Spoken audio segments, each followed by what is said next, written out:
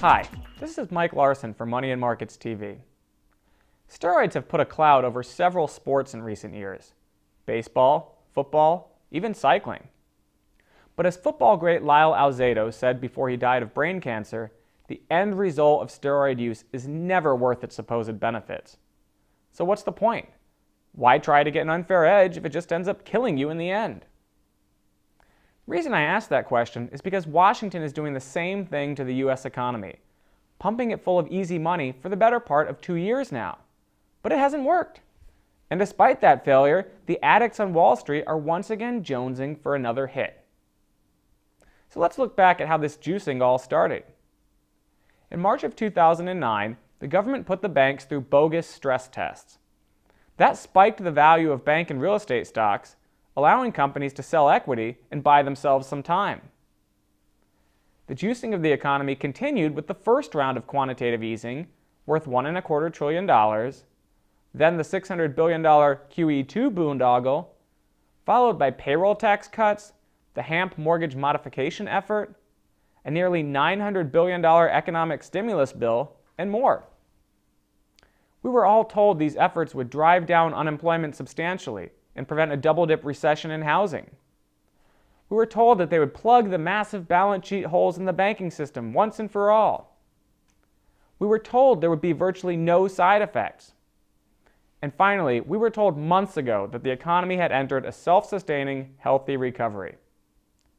But Treasury Secretary Timothy Geithner, Federal Reserve Chairman Ben Bernanke, President Obama's economic advisors, and virtually all the major Wall Street economists got it wrong. All we did was pump up the economy with monetary steroids, buying us some short-term performance at the cost of long-term health.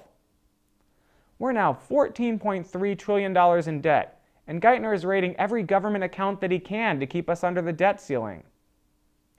Plus, we're running up $1 trillion deficit for the third straight year, something no country in the history of the world has done. So what do we have to show for it?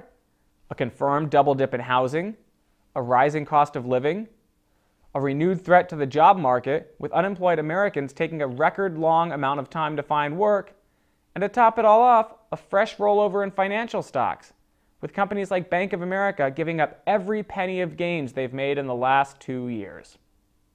Bottom line, the print, borrow, and spend program is not working. Yet, in the wake of the dismal May employment report, Wall Street is back to begging helicopter Ben Bernanke for more free money. And when they don't get it, like some spoiled kid, they take their toys and go home. The plain, unvarnished truth is that our economy needs a long period of convalescence to heal.